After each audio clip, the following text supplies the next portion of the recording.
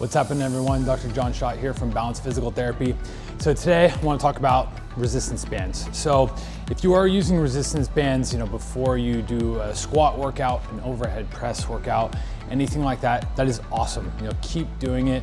They're a great way to get a lot of the smaller muscles and muscles that are a little bit more the stabilizers for the shoulder joint, for the hip, to get those muscles primed and ready before you do these big, powerful movements like a squat, a deadlift, or an overhead press. So if you're using resistance bands, keep using them. That's fantastic.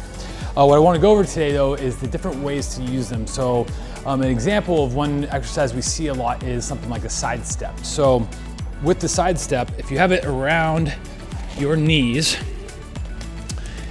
so let's say you started here above your knees, right? And you can do a normal side step going side to side. You can go straight across for 10, come back, however you want to do it.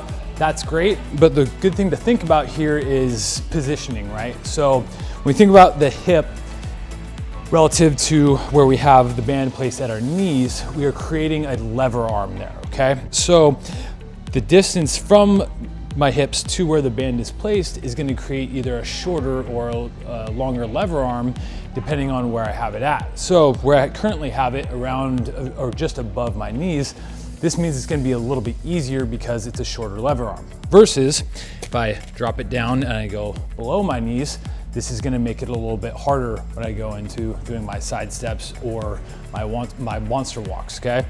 If I want to make this even a little bit harder, I can go down around my ankles doing the same thing.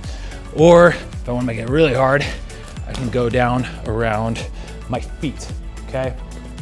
So the way to think about it is whatever joint that you are working, whether it is your hips or your shoulders even. So for the shoulder, if we're working on a posterior cuff, shoulder girdle warm up, again, if I want to start something easier, I'm going to go down near my elbows so that I'm getting those tissues worked, right? If that's a little bit too easy for me, before jumping to a heavier resistance band, try moving it further away from the joint that we're working, right?